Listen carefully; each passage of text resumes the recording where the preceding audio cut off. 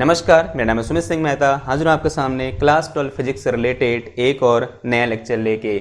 आज का हमारा है लेक्चर नंबर 76 और आज के इस लेक्चर का हमारा टॉपिक क्या रहने वाला है? हमारा टॉपिक है इलेक्ट्रोमैग्नेटिक इंडक्शन। इस लेक्चर में हम सबसे पहले इलेक्ट्रोमैग्नेटिक इंडक्शन के इंट्रोडक्शन का डिस्कस करेंगे। फिर यहां पर फैराडे और हेनरी ने 1830 के आसपास कुछ बहुत इंपॉर्टेंट एक्सपेरिमेंट किए, जिन एक्सपेरिमेंट के बेस पर हम इलेक्ट्रोमैग्नेटिक इंडक्शन को समझेंगे। उन एक्सपेरिमेंट पर एक नजर दौड़ाएंगे कि वो एक्सपेरिमेंट क्या थे। फिर उन्हीं एक्सपेरिमेंट से एक बहुत इंपॉर्टेंट लॉ निकल के आएगा, जिसे हम क्या बोलेंगे? Faraday law of electromagnetic induction बोलेंगे। और यही क्या रहने वाला है आज के इस पूरे लेक्चर का हेडलाइन रहने वाली है, या बोल सकते हैं मेन पॉइंट यही है कि Faraday law of electromagnetic induction क्या है। फिर हम इसी लॉ के इंटीग्रल फॉर्म का डिस्कस करेंगे, यानी Faraday law in integral form, और इसका जो फिजिकल मीनिंग है उसके बारे में भी डिस्कस करेंगे, जो दोनों क्या रहने वाले हैं यहां पर इंपॉर्टेंट रहने वाले हैं। और ये दो पॉइंट क्या रहेंगे आज के इस पूरे लेक्चर के सबसे इंपॉर्टेंट पॉइंट रहेंगे। ठीक है, तो फटाफट से करते हैं, शुरू करते हैं। आप भी कॉपी पेन निकालिए और लिखना शुरू करिए मेरे साथ। तो सबसे पहले क्या डिस्कस करेंगे कि भाई इलेक्ट्रोमैग्नेटिक इंडक्शन होता क्या है। थोड़ा सा अभी तक हमने जो भी किया उसको एक बार रिकैप कर लेते हैं। जब से हमने मैग्नेटो स्टेट स्टार्ट किया है, हमने कहां से शुरू किया? हमने कुछ इन बातों से शुरू किया था अपना मैग्नेटो स्टेट, कि अगर मेरे पास एक करंट कैरिंग वायर है, माना इसमें आई करंट फ्लो कर रही है, then this current carrying wire के चारों ओर क्या होगा? एक फील्ड होगा, जिसे हमने क्या बोला था? मैग्नेटिक फील्ड बोला था। तो यहां से हमने क्या स्टेटमेंट पास किया था? हमने ये बोला था electric current can produced magnetic field, या बी बोल सकते हैं, या बोल सकते हैं क्या? Magnetic field. जो इलेक्ट्रिक करंट है वो मैग्नेटिक फील्ड क्या कर सकती है? प्रोड्यूस कर सकती है। अब जो नेचर है वो बड़ी ही खूबसूरत चीज है। नेचर हमेशा सिमेट्री पसंद करती है, कि अगर electric current magnetic field produce कर रही है तो क्या इसका उल्टा भी हो सकता है नेचर में? सवाल यह है, क्या magnetic field electric current produce कर सकता है? यानी इसका उल्टा भी क्या पॉसिबल है कि मैग्नेटिक फील्ड क्या करंट को प्रोड्यूस कर सकता है? आंसर है यस। आंसर है क्या? यस। हाँ, ये आपके लिए थोड़ा सा क्या होगी? चौंकाने वाली बात होगी। जैसे ये भी आपके लिए क्या थी? एक चौंकाने वाली बात थी, जब 1820 में ऑस्ट्रेट नाम के एक साइंटिस्ट ने सबसे पहले एक्सपेरिमेंटली ये प्रूव किया कि electric current can produced magnetic field. ये आपके लिए क्या थी? एक चौंकाने वाली बात थी। आज फिर से हम क्या बोल रहे हैं कि a magnetic field can produced electric current.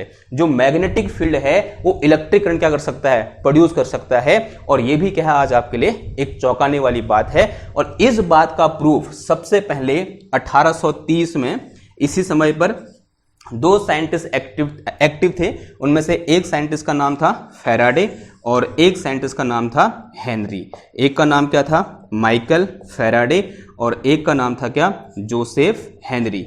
जो हेनरी थे हमारे, ये रहने वाले थे कहाँ के? यूएसए के। और जो फैराडे साहब थे ये रहने वाले थे कहाँ के? इंग्लैंड के।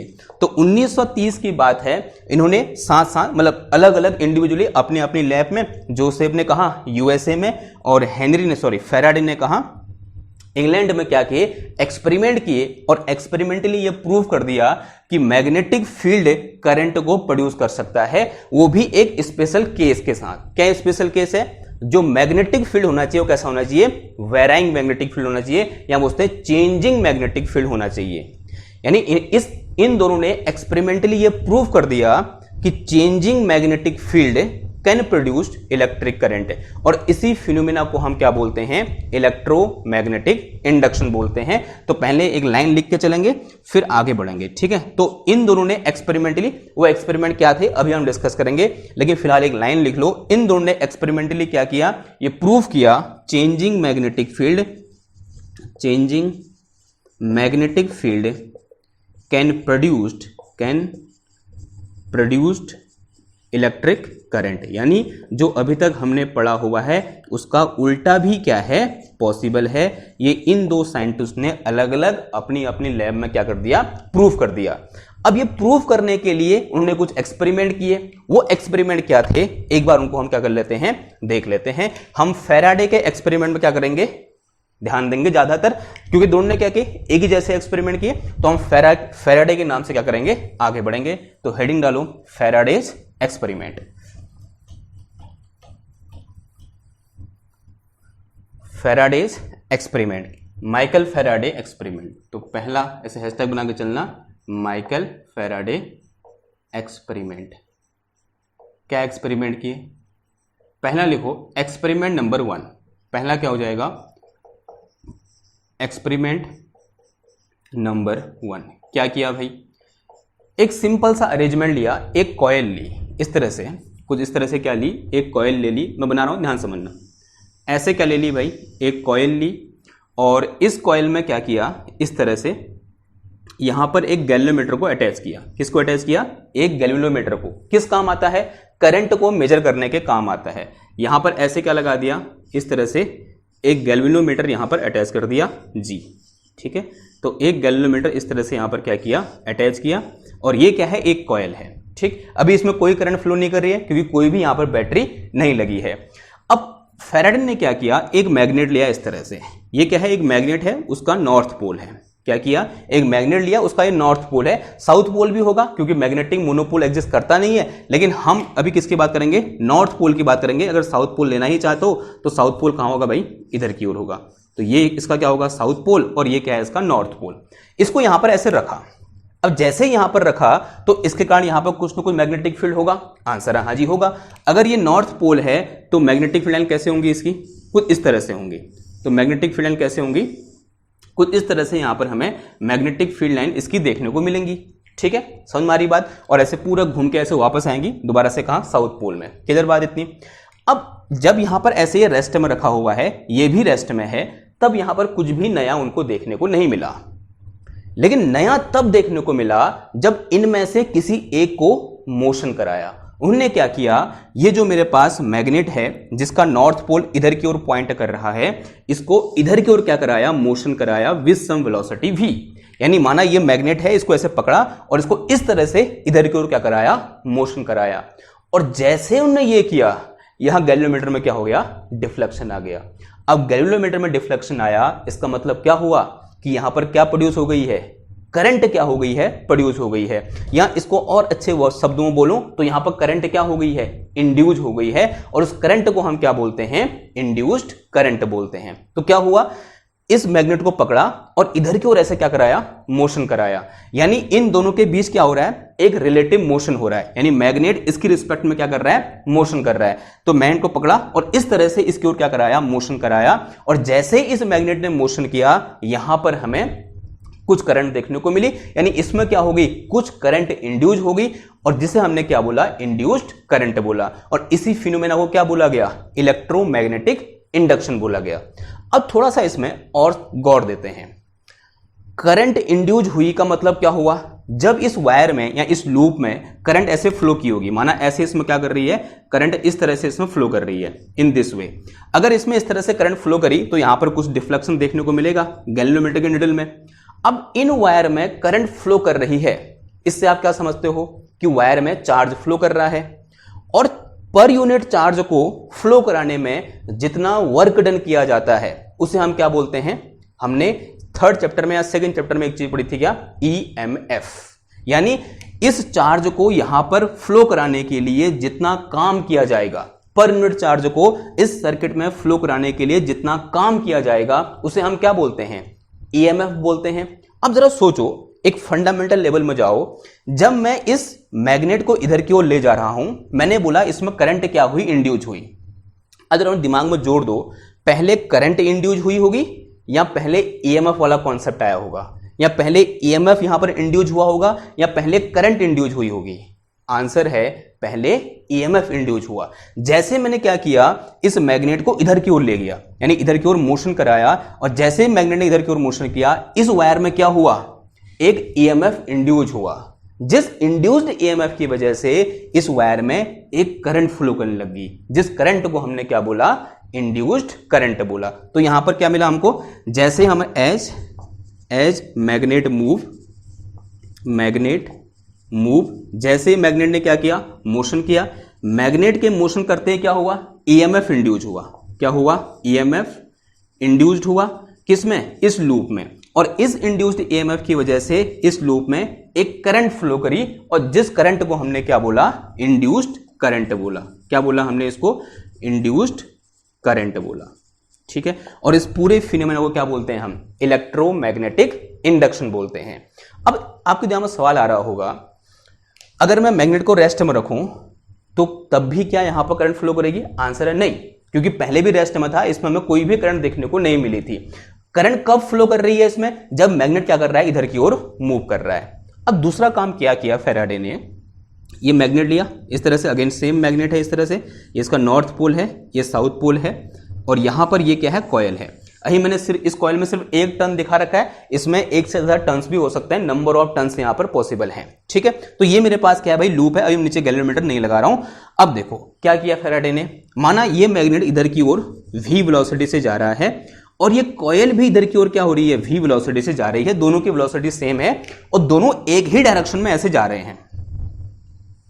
क्या इस समय यहां पर ईएमएफ इंड्यूस होगा, या बोल सकते हैं क्या इस समय यहां पर कोई इंड्यूस्ड करंट फ्लो करेगी? तो यहां पर फैराडे को किसी भी टाइप की करंट देखने को नहीं मिली। अब क्या बात हुई भाई? यहां पर तो मैग्नेट मूव कर रहा है, और भी अच्छा है कि ये भी मूव कर रहा है, तो यहां पर करंट हमें क्यों नहीं देखने को मिली? आंसर है कि इन दोनों का जो रिलेटिव मोशन है वो कितना है? 0 है। यानी इन दोनों के बीच का ये जो रिलेटिव पोजीशन है, ये पोजीशन माना d है, इसकी रिस्पेक्ट में ये जो पोजीशन है ये क्या है? अनचेंज है। क्यों है अनचेंज? क्योंकि जिस वेलोसिटी से मैग्नेट आगे को जा रहा है उसी वेलोसिटी से हमारी कॉयल भी क्या हो रही है? आगे को जा रही है। तो जो नेट मूवमेंट है इन दोनों का एक दूसरे की रिस्पेक्ट में, यहां बोल सकते हैं इन दोनों का जो रिलेटिव मोशन है वो कितना है? 0 है। यहां बोल सकते हैं इन दोनों की जो रिलेटिव वेलोसिटी है वो कितनी है? 0 है। यानी ये जो मैग्नेट है इस कॉइल के रिस्पेक्ट में कहां है? रेस्ट में है। उल्टा भी बोल सकते हैं ये जो कॉइल है इस मैग्नेट के रिस्पेक्ट में क्या है?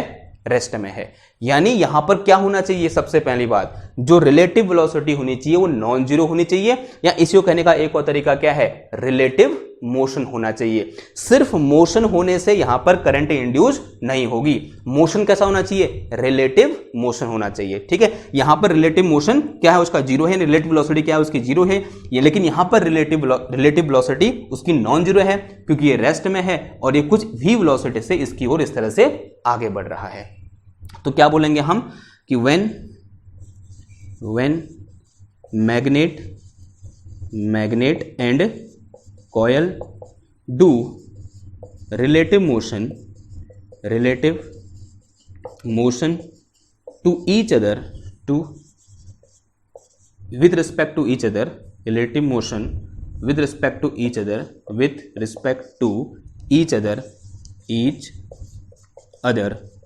then current is induced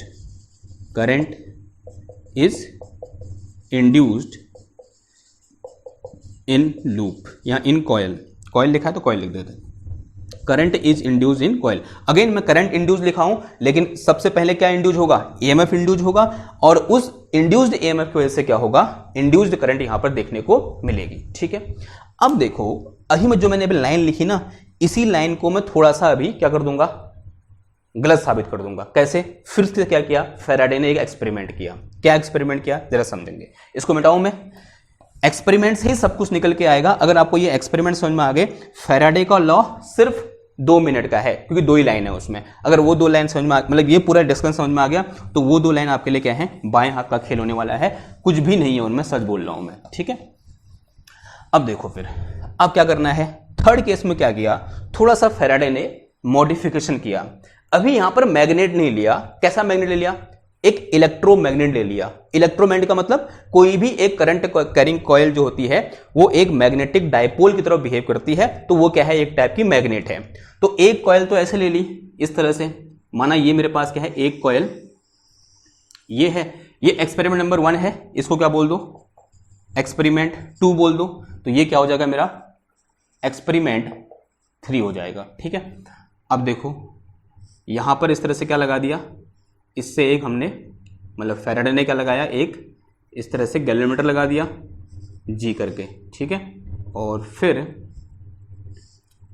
उसके बाद यहां पर एक और कॉइल रख दी। यहां पर क्या था? मैग्नेट था। यहां हम क्या रखेंगे? इलेक्ट्रोमैग्नेट रख देंगे, या बोल सकते हैं एक कॉइल रख देंगे। तो ये मैंने क्या रख दी, यहां पर एक कॉइल रख दी और इससे क्या लगा दिया, इस तरह से एक बैटरी लगा दी। तो क्या कनेक्ट कर दो, इससे एक बैटरी कनेक्ट कर दें। तो इस तरह से मैंने क्या किया, इससे एक यहाँ पर बैटरी को कनेक्ट कर दिया। कैसे कनेक्ट करेंगे, अगेन जैसे यहाँ पर गैल्वेनोमीटर कनेक्ट कर रखा है वैसे यहाँ पर क्या लगा दूंगा, मैं बैटरी लगा दूंगा। ठीक है, तो ये मैंने क्या लगा दी, यहाँ पर बैटरी लगा दी और अभी इनिशियली यहाँ पर एक की लगा रखी है और एक की कैसी है, मेरी ओपन है, यानी इसमें कोई भी करंट फ्लो नहीं कर रही है। अगर इसमें कोई भी करंट फ्लो नहीं कर रही है, ऑब्वियसली बात है यहाँ पर कोई मैग्नेटिक फील्ड नहीं है। अब यहाँ पर कोई मैग्नेटिक फील्ड नहीं है, इसी को कहने का एक और तरीका क्या है कि यहां पर कोई मैग्नेटिक फील्ड लाइन नहीं है, बिकॉज जो मैग्नेटिक फील्ड होता है उसको हम कैसे दिखाते हैं, मैग्नेटिक फील्ड लाइन से दिखाते हैं। अब अगर यहां पर कोई मैग्नेटिक फील्ड लाइन नहीं है तो इस कॉइल से कितना मैग्नेटिक फ्लक्स पास कर रहा है, आंसर है 0 मैग्नेटिक फ्लक्स पास कर रहा है। अभी इस केस में जब ये की ओपन है, इससे पास करने वाला मैग्नेटिक फ्लक्स कितना है भाई, 0 है। अब ध्यान समझना बात को, ध्यान से अगर बात को आप समझोगे, अगर मैं ये बोलूं कि मैंने क्या किया, एक जो की है यहां पर इसको मैंने क्लोज कर दिया। की को क्लोज करते ही क्या होगा, ये जो मेरे पास लूप है, इस लूप में इस तरह से माना आई करंट क्या करने लगी, फ्लो करने लगी, बिकॉज यहां बैटरी लगी है। जैसे ही की को क्लोज करूंगा इसमें क्या फ्लो करेगी, करंट फ्लो करेगी। अब जैसे इसमें करंट फ्लो करेगी तो ऑब्वियस सी बात है कि भाई यहां पर क्या आएगा, कुछ ना कुछ मैग्नेटिक फील्ड आएगा। और उसको कैसे दिखाऊंगा मैं, कुछ इस तरह से दिखाऊंगा। तो ये क्या आ गया भाई, यहां पर कुछ ना मैग्नेटिक फील्ड आ गया, ऐसे घूम के दोबारा से इसी के अंदर आ जाएगा, लेकिन मैं उसको नहीं बना रहा, सिर्फ इतने को दिखा रहा हूं। तो यहां से मैग्नेटिक फील्ड क्या होंगी, इधर की ओर जाएंगी। अब इस समय क्या हुआ, देखो जैसे यहां पर हमने क्या किया, इस की को क्लोज किया। अब एक्सपेरिमेंट में क्या ऑब्जर्वेशन रहा समझना जरा, जैसे ही फैराडे ने इस की को क्लोज किया, उस पर्टिकुलर मोमेंट पर, सिर्फ उस पर्टिकुलर मोमेंट जहां पर ठक ये हुआ, जहां पर की को क्लोज किया गया, उस पर्टिकुलर मोमेंट पर इस गैल्वेनोमीटर में इस तरह से डिफ्लेक्शन देखने को मिला। अब क्या हुआ भाई, फिर अब तो थोड़ा अजीब सी चीज होगी ना, तो यहां पर कोई रिलेटिव मोशन हो रहा है। बताओ हमने क्या बोला, when magnet and coil do relative motion with respect to each other then current is induced in coil. यहां पर तो रिलेटिव मोशन हो ही नहीं रहा है, हो रहा है रिलेटिव मोशन नहीं, ये भी रेस्ट में है, ये भी कहां है, रेस्ट में है, दोनों के बीच की रिलेटिव वेलोसिटी कितनी है, 0 है, यानी यहां पर कोई रिलेटिव मोशन हो ही नहीं रहा है। लेकिन जब फैराडे ने जिस मोमेंट पर इस की को क्लोज किया, जिस मोमेंट पर इस की को क्लोज किया, उसी पर्टिकुलर मोमेंट पर इस गैल्वेनोमीटर में ठप ऐसे डिफ्लेक्शन देखने को मिला। लेकिन बस उसी मोमेंट पर डिफ्लेक्शन देखने को मिला जिस मोमेंट पर की को क्लोज किया। फिर एक बार की क्लोज होगी, फिर दोबारा कहां गया, इंडल कहां गई, दोबारा से 0 में आ गई। यानी उस पर्टिकुलर मोमेंट पर कुछ तो यहां पर गड़बड़ हुई या कुछ तो यहां पर नई चीज हुई, जिसकी वजह से इस कॉइल में करंट इंड्यूस हुई उस पर्टिकुलर मोमेंट पर। अब वो क्या चेंजेज यहां पर आए उनके बारे में सोचो। एक चेंज तो यह आया कि पहले यहां पर मैग्नेटिक फील्ड क्या था, 0 था, अब यहां पर मैग्नेटिक फील्ड क्या है, नॉन जीरो है, जो साफ साफ देखने को मिल रहा है मेरे को। ठीक है, दूसरा चेंज क्या आया, इसी चेंज को कहने का एक और तरीका हो सकता है, पहले यहां पर इस कॉइल से पास करने वाला मैग्नेटिक फ्लक्स कितना था, 0 था। अब जैसे ही मैंने क्या किया, इस की को क्लोज किया, की को क्लोज करते ही इस कॉइल से पास करने वाला मैग्नेटिक फ्लक्स कितना हो गया, नॉन जीरो हो गया। जो मैग्नेटिक फ्लक्स की वैल्यू हो क्या होगी, नॉन जीरो होगी। आपको साफ साफ दिख रही है मैग्नेटिक फील्ड लाइन ऐसे जा रही है, तो ऑब्वियसली बात है मैग्नेटिक फ्लक्स क्या हो गया, नॉन जीरो हो गया। और फैराडे ने कहा इसी चेंज इन फ्लक्स की वजह से, कौन सा फ्लक्स, मैग्नेटिक फ्लक्स, इसी चेंज इन मैग्नेटिक फ्लक्स की वजह से यहां पर उस पर्टिकुलर मोमेंट पर करंट इंड्यूस हुई। लेकिन जैसे ही एक बार मैंने स्विच को ऑन कर दिया, मैग्नेटिक फ्लक्स चेंज हो गया, अब वो अपनी इस कांस्टेंट वैल्यू को अटेंड कर गया, और एक कांस्टेंट वैल्यू को अटेंड कर गया, तो अब इससे कोई मैग्नेटिक फ्लक्स चेंज हो नहीं रहा है, तो इसलिए अब यहां पर कोई डिफ्लेक्शन है नहीं। तो फैराडे का ये बहुत ही इंपॉर्टेंट यहां से लाइन आती है कि changing magnetic flux can induced current. यानी यहां पर जो हम रिलेटिव मोशन बोल रहे हैं, यहां पर भी एक्चुअल में क्या हो रहा है, मैग्नेटिक फ्लक्स ही चेंज हो रहा है। कैसे देखो, यहां पर मैग्नेटिक फ्लक्स की डेंसिटी क्या है, ज्यादा है, यहां पर मैग्नेटिक फ्लक्स की डेंसिटी क्या है, कम है, क्योंकि यहां पर फील्ड लाइन क्या है, दूर दूर है, यहां फील्ड लाइन क्या है, पास पास है। अब जैसे मैं क्या करूंगा, इस मैग्नेट को इसकी ओर ले जाऊंगा, तो इससे जाने वाला मैग्नेटिक फ्लक्स बढ़ेगा या घटेगा। माना इसकी 2-3 फील्ड लाइन और बना दो, देखो ये फील्ड लाइन मैंने और बना दी यहां पर इस तरह से, ये भी क्या इसी की फील्ड लाइन है या नहीं है, आंसर है हाँ जी है। जब ये मैग्नेट यहां पर था, इससे कितनी फील्ड लाइन पास कर रही थी, 1 2 3 4 फील्ड लाइन पास कर रही थी। जैसे मैं इसको इधर की ओर ले जाऊंगा, तो पॉसिबिलिटी है ना कि ये वाली फील्ड लाइन और ये वाली फील्ड लाइन और जो इसके बाहर फील्ड लाइन होंगी वो भी कहां करेंगी, इसके अंदर से पास कर जाएंगी। अब जैसे ही ये फील्ड लाइन इसके अंदर से पास करेंगी तो इस कॉइल से जाने वाला मैग्नेटिक फ्लक्स चेंज होगा नहीं होगा? आंसर हाँ जी होगा। तो ये स्टेटमेंट यहां पर भी क्या है, सही है कि changing magnetic flux can induced current, और इसी को हम क्या बोलते हैं, इलेक्ट्रोमैग्नेटिक इंडक्शन बोलते हैं। तो ये इस स्टेटमेंट में उतनी ताकत नहीं है जो ताकत इस स्टेटमेंट में है कि चेंजिंग मैग्नेटिक फ्लक्स। तो यहां मैं लिख के चल रहा हूं, क्या हुआ, जब भी चेंजिंग मैग्नेटिक फ्लक्स होगा, मैग्नेटिक फ्लक्स होगा, इस चेंजिंग मैग्नेटिक फ्लक्स की वजह से इस कॉइल में करंट इंड्यूज होगी, उससे एक स्टेप पहले क्या होगा, ईएमएफ इंड्यूज होगा। तो इसकी वजह से यहां पर ईएमएफ इंड्यूज होगा, और इस इंड्यूस्ड ईएमएफ की वजह से इंड्यूस्ड करंट क्या होगी, यहां पर फ्लो करेगी। ठीक है, ये बात समझ में आई आपको? क्या हुआ, जैसे मैंने की को क्लोज किया उस पर्टिकुलर मोमेंट पर इससे जाने वाला फ्लक्स क्या हुआ, चेंज हुआ। जैसे फ्लक्स चेंज हुआ उस पर्टिकुलर मोमेंट पर एक पर्टिकुलर क्षण के लिए, एक पर्टिकुलर इंस्टेंट के लिए यहां पर मुझे डिफ्लेक्शन देखने को मिला, किस पर, इस गैल्वेनोमीटर पर। ठीक है, अब इसी को क्या किया, रिवर्स किया। देखो अभी यहां पर फ्लक्स की वैल्यू कैसी है, नॉन जीरो है, जो कि कांस्टेंट है, बिकॉज आई क्या है, कांस्टेंट है। आई कांस्टेंट है तो फ्लक्स भी क्या, मैग्नेटिक फील्ड कांस्टेंट है, मैग्नेटिक फील्ड कांस्टेंट है तो फ्लक्स भी क्या है हमारा, कांस्टेंट है। लेकिन अगर मैं क्या करूं, इस की को ओपन कर दूं, की को ओपन करते ही क्या होगा, यहां करंट जीरो होगी। ये सब एक ही मोमेंट पर हो रहा है, की को ओपन किया, करंट जीरो, करंट जीरो होने से magnetic field zero, magnetic field के जीरो होने से फ्लक्स कितना हो गया, जीरो हो गया। अगेन यहां पर फ्लक्स नॉन जीरो से जीरो हो रहा है, फ्लक्स चेंज हो रहा है। और अगेन फैराडे को इस पर्टिकुलर मोमेंट पर, जब मैंने की को ओपन किया, इस पर्टिकुलर मोमेंट पर अगेन यहां पर क्या देखने को मिला, इस गैल्वेनोमीटर में डिफ्लेक्शन देखने को मिला, बट इन अपोजिट डायरेक्शन। लेकिन अपोजिट डायरेक्शन में, पहले अगर डिफ्लेक्शन ऐसे देखने को मिल रहा है तो जिस समय मैं की को ओपन कर रहा हूं उसमें डिफ्लेक्शन, उसमें डिफ्लेक्शन क्या हो गया है, उल्टा हो गया है। ऐसा यहां पर हमें देखने को मिला। तो अगेन यहां पर ऐसा क्यों देखने को मिला, क्योंकि मैग्नेटिक फ्लक्स नॉन जीरो से कितना हो रहा है, जीरो हो रहा है। और जब हम क्लोज कर रहे थे तो क्या हो रहा था, जीरो से नॉन जीरो हो रहा था। तो अगेन ये स्टेटमेंट क्या है, बहुत पावरफुल स्टेटमेंट है कि changing magnetic flux induced EMF, and due to this induced EMF a induced current flow in this coil and this phenomena is known as electromagnetic induction। इस फिनोमिना को हम क्या बोलते हैं, इलेक्ट्रोमैग्नेटिक इंडक्शन बोलते हैं।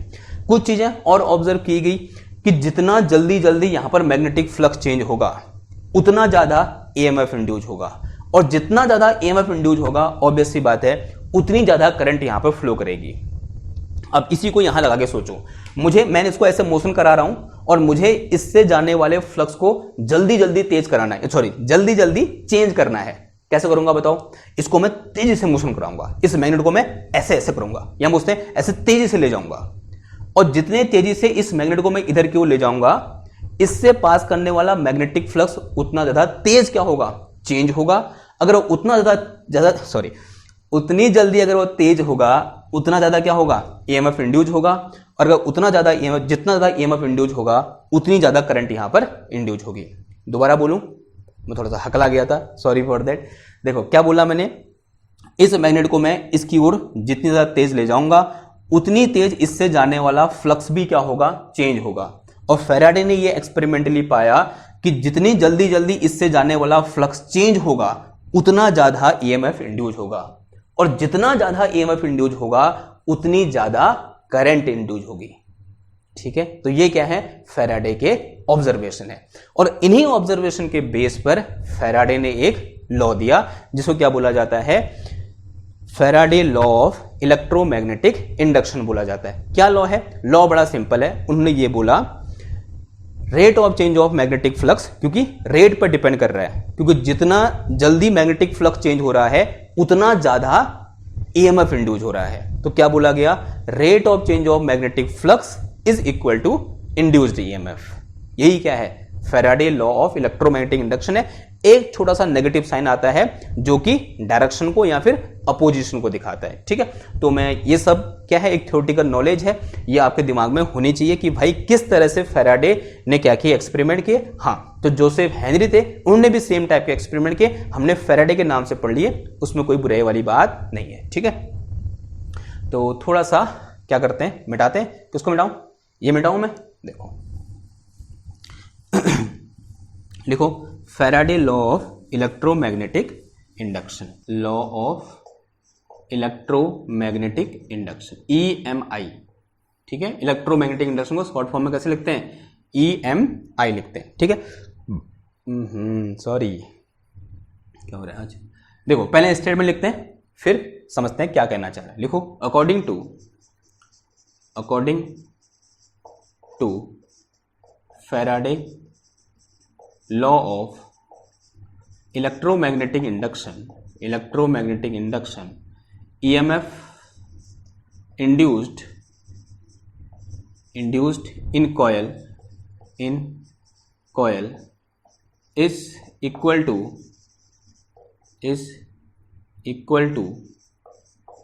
negative of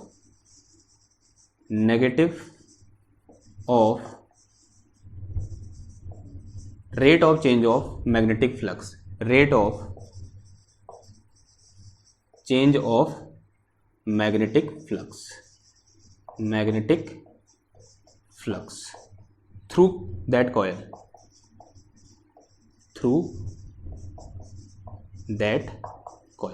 ठीक है, क्या मतलब हुआ,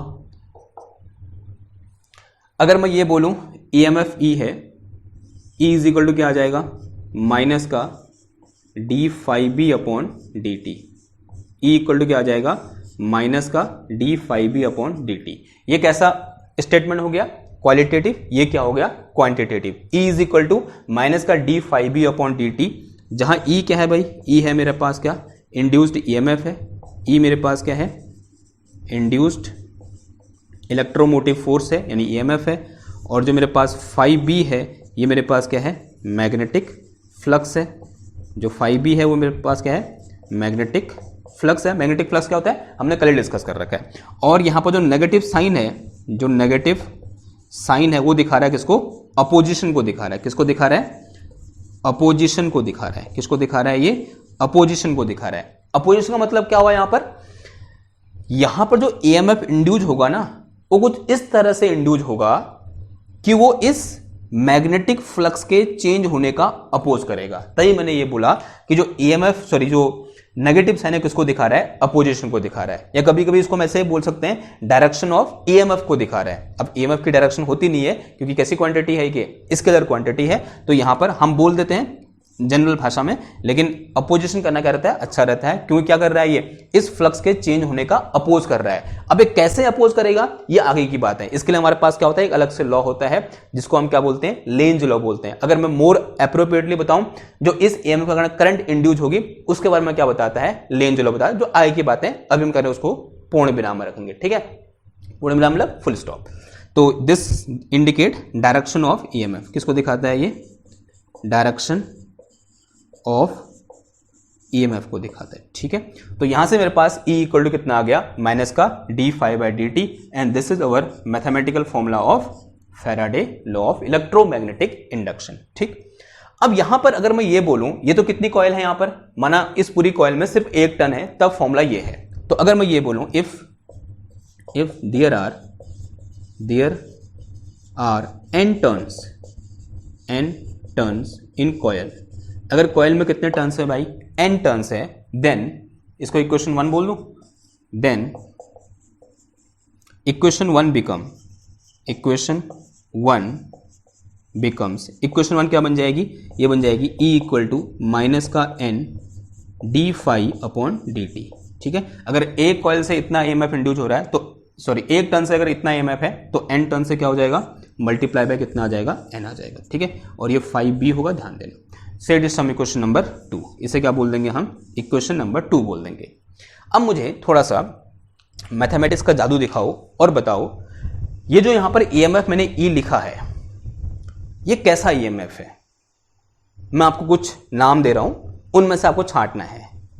एवरेज EMF, इंस्टेंटेनियस EMF, या कोई कांस्टेंट वैल्यू, बताओ कैसा ईएमएफ है ये। चलो दो ही ऑप्शन है, एक एवरेज है एक इंस्टेंटेनियस है।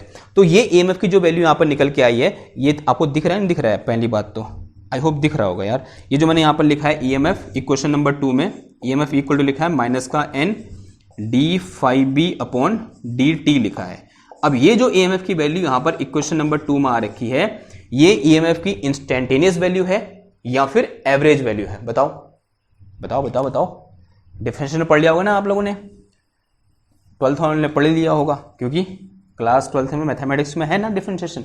तो बताओ ये कैसी वैल्यू है, इंस्टेंटेनियस वैल्यू है या बोल सकते हैं एवरेज वैल्यू है। आंसर बड़ा सिंपल है, कैसी वैल्यू है, इंस्टेंटेनियस वैल्यू है, क्योंकि ये क्या है मेरे पास, rate of instantaneous rate of change of magnetic flux d∅dt। Differentiation किसको दिखाता है, किसी भी एक फंक्शन के किसी एक पर्टिकुलर पॉइंट पर किस रेट से वो चेंज हो रहा है, उस चीज को कौन दिखाता है, डिफरेंशिएशन को दिखाता है। तो इसका मतलब ये कैसा ईएमएफ है, इंस्टेंटेनियस ईएमएफ। तो equation 2 give us instantaneous EMF. तो कैसा ईएमएफ है, या ये बोलो दोनों क्या दिखा रहे हैं, ये इंस्टेंटेनियस ईएमएफ को दिखा रहे हैं, इंस्टेंटेनियस ईएमएफ को दिखा रहे हैं, ठीक है। अब एवरेज ईएमएफ की बात कब करेंगे हम फिर, अगर मैं ये बोलूं इफ फ्लक्स इज, जब मैं फ्लक्स बोल रहा हूं तो magnetic flux, if flux is change from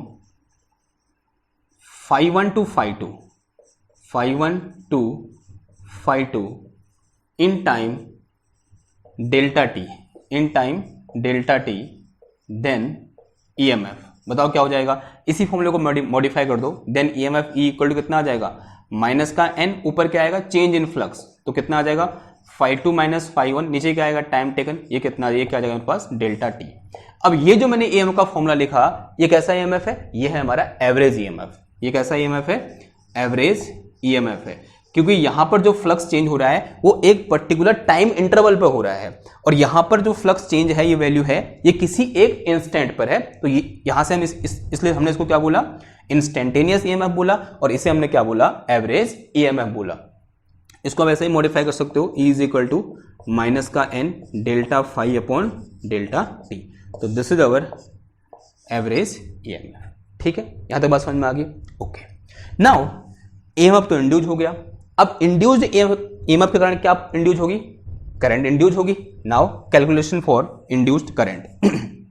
अगर मैं ये बोलूं if R is resistance of coil, R is resistance of coil, then बताओ इंड्यूस्ड करंट या average induced current I average equal to कितना आ जाएगा, एवरेज EMF अपॉन कितना आ जाएगा, R आ जाएगा। और ये मेरे पास क्या है, एवरेज EMF है, वैल्यू पुट करो कितना आ जाएगा, ये माइनस का n upon R delta phi upon में कितना आया, डेल्टा t आ गया। ये वैल्यू यहां से उठाई, इसकी वैल्यू यहां पुट कर दी, तो ये मेरे पास क्या निकल गया भाई, I एवरेज निकल गया। अगेन यहां पर जो I है किसको दिखा रही है, डायरेक्शन ऑफ करंट, सॉरी ये जो नेगेटिव साइन है यहां पर किसको दिखा रहा है, डायरेक्शन ऑफ करंट को दिखा रहा है। और डायरेक्शन ऑफ करंट का मतलब क्या हुआ, ये करंट कुछ इस तरह से इंड्यूस होगी कि वो इस चेंज इन मैग्नेटिक फ्लक्स का अपोज करेगी, ठीक है। मैंने यहां पर 5B नहीं लिखा है, समझ जाना कौन सा फ्लक्स है, मैग्नेटिक फ्लक्स है, ठीक है। अगर वैसे मैं क्या निकालूं, I इंस्टेंटेनियस निकालूं, तो फॉर्मूले में क्या चेंज आएगा, एक माइनर सा चेंज आएगा, वो क्या होगा मेरे पास, इसकी जो कौन सा फॉर्मूला लग जाएगा, ये वाला फॉर्मूला लग जाएगा, या बोल सकते हैं ये वाला फॉर्मूला लग जाएगा।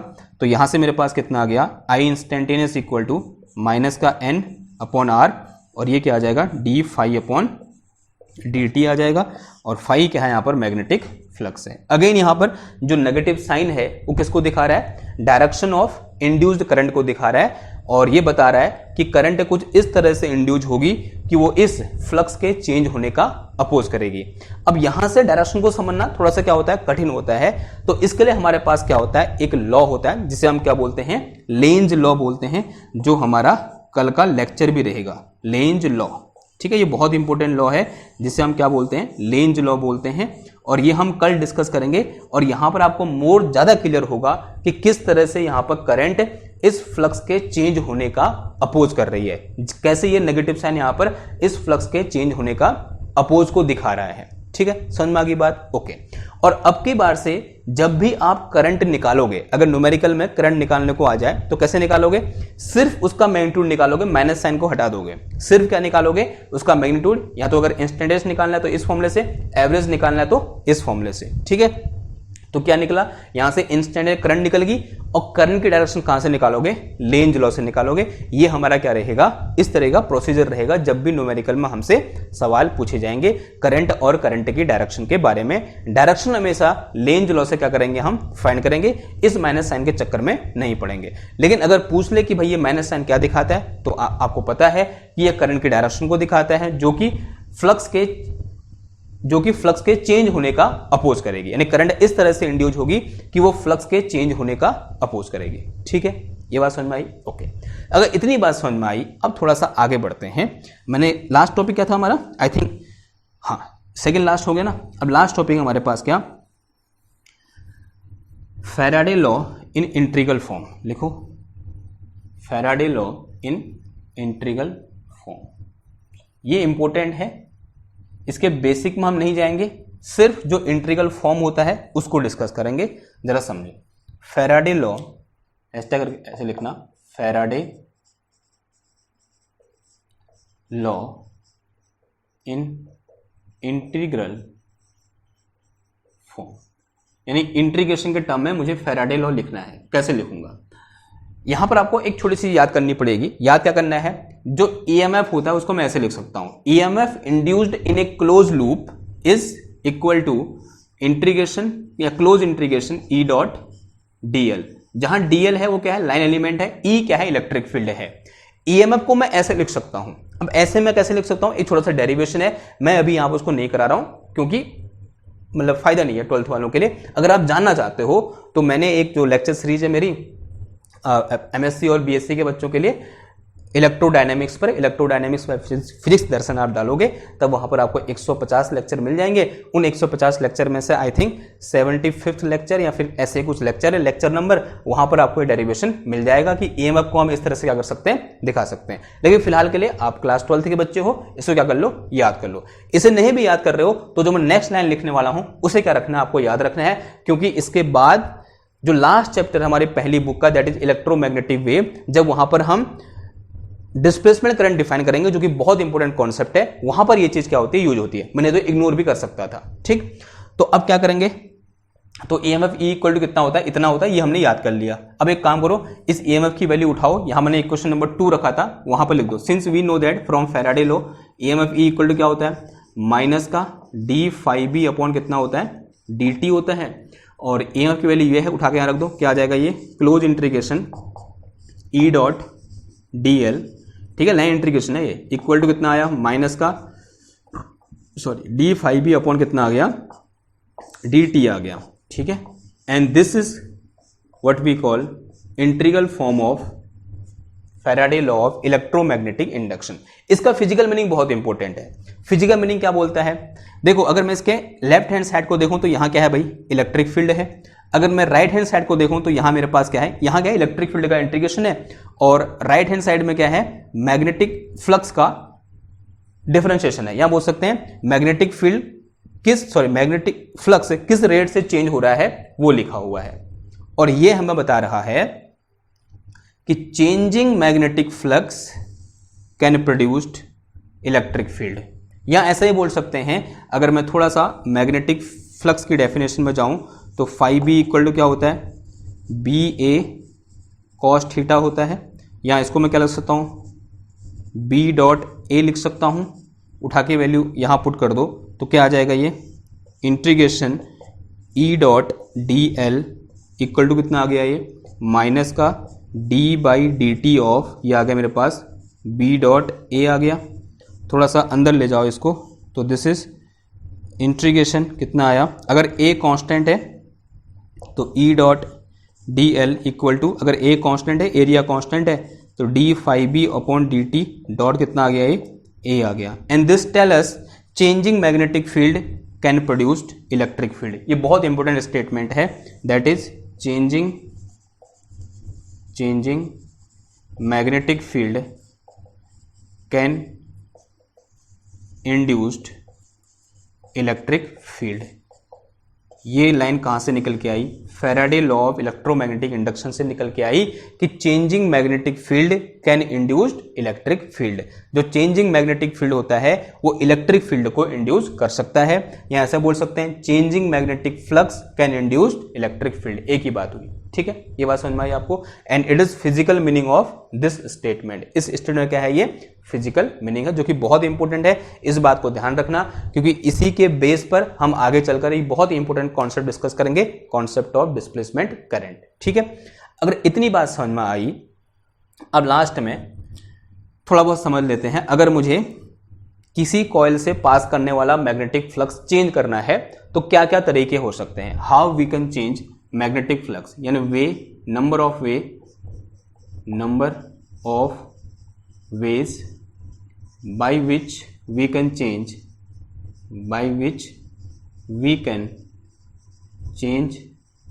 Magnetic flux. कितने रास्ते हैं जिससे हम मैग्नेटिक फ्लक्स को चेंज कर सकते हैं, ताकि मैग्नेटिक फ्लक्स को चेंज करने से EMF इंड्यूस होगा, ठीक है, और इंड्यूस्ड EMF बोल सकते हैं, और इंड्यूस्ड EMF। देखो हमारे पास magnetic flux φB equal to क्या होता है? अभी हमने पढ़ा BA cos थीटा के बराबर होता है, BA cos थीटा, जहां थीटा क्या है? Angle between area vector and magnetic field है, ये हमने कल डिस्कस कर रखा है। यानी φB किस पर डिपेंड कर रहा है? B पर, A पर और थीटा पर। इसका मतलब अगर B को चेंज करूंगा तो φB चेंज हो जाएगा। एक रास्ता ये निकल के आ गया। दूसरा रास्ता, अगर मैं इस एंगल को चेंज करूं, angle between area vector and magnetic field, कहने का मतलब अगर मेरे पास इस तरह से एक कॉइल है, अगर मैं इस कॉइल को ऐसे घुमा दूं, ये क्या हुआ? सॉरी, मैग्नेटिक फील्ड माना ऐसे है, यूनिफॉर्म मैग्नेटिक फील्ड इस डायरेक्शन में है, और अगर मैं इसको इसमें ऐसे घुमा दूं, और जैसे मैं इसको इसमें ऐसे घुमाऊंगा तो क्या चेंज हो रहा है? लगातार थीटा चेंज हो रहा है। थीटा के चेंज होने से क्या होगा? यहां पर मैग्नेटिक फ्लक्स चेंज होगा। मैग्नेटिक फ्लक्स के चेंज होने से EMF इंड्यूस होगा। EMF के इंड्यूस होने से करंट इंड्यूस होगी, जिसे हम बोलेंगे क्या? इलेक्ट्रोमैग्नेटिक इंडक्शन बोलेंगे, ठीक। और एक रास्ता क्या होता है? इस एरिया को चेंज करके। एक तो हम एरिया चेंज कर सकते हैं, लिटरली चेंज कर सकते हैं। माना सर्कल है, उसको क्या कर दो? ऐसे श्रिंक कर दो, सर्कल को श्रिंक कर दो या फैला दो, तो उसका एरिया चेंज हो रहा है। एक तरीका क्या होता है? कुछ इस तरह से, माना इस तरह से मेरे पास क्या है? एक मैग्नेटिक फील्ड है, ओके, और क्या रखो इसमें? इस तरह से एक रेक्टेंगुलर कॉइल रख दो, और फिर इसको ऐसे बाहर की ओर खींच दो। क्या किया आपने? इस तरह से रेक्टेंगुलर कॉइल रखा है यहां पर, ऐसे बाहर खींच दिया। जैसे ही ये मैग्नेटिक फील्ड से बाहर जाएगा, तो जैसे जैसे बाहर को जाएगा, इससे जाने वाली फील्ड लाइन क्या होंगी? चेंज होंगी। अगर फील्ड लाइन चेंज होंगी तो मैग्नेटिक फ्लक्स भी क्या होगा? चेंज होगा। मैग्नेटिक फ्लक्स चेंज होगा तो EMF इंड्यूस होगा। EMF इंड्यूस होगा तो करंट इंड्यूस होगी, जिसे हम क्या बोलते हैं? इंड्यूस्ड करंट बोलते हैं। और इस पूरे फिनोमेना को हम इलेक्ट्रोमैग्नेटिक इंडक्शन बोलते हैं, ठीक है। कितनी बार बोल चुका हूं, ये बात समझ में आई? यानी ये तरीका, ये 3 तरीके हो सकते हैं, 4 तरीके हो सकते हैं जिससे हम क्या कर सकते हैं? फ्लक्स को चेंज कर सकते हैं। पहला तरीका मैग्नेटिक फील्ड चेंज कर दो, दूसरा तरीका थीटा चेंज कर दो, तीसरा तरीका एरिया को चेंज कर दो, चौथा तरीका इस लूप को मैग्नेटिक फील्ड से बाहर ले जाओ या फिर अंदर ले जाओ, ठीक है। किधर है इतनी बात? तो ये क्या था? हमारा इलेक्ट्रोमैग्नेटिक इंडक्शन पर एक लेक्चर था, ठीक। कल हम डिस्कस करेंगे क्या? Lenz law. देखो यहां पर करंट कैसे फ्लो करेगी, जब ये बाहर जाएगा इस मैग्नेटिक फील्ड से, तो करंट ऐसे फ्लो करेगी या फिर ऐसे फ्लो करेगी, इस बारे में कमेंट अभी हम नहीं कर सकते। उसके लिए हमें क्या पढ़ना पड़ेगा? लेंज लॉ पढ़ना पड़ेगा, ठीक है। तो लेंज लॉ क्या है? कल का बहुत इंपॉर्टेंट टॉपिक है। तो मैं आपसे कल मिलता हूं एक और नई लेक्चर के साथ। तब तक के लिए थैंक यू, धन्यवाद, बाय बाय।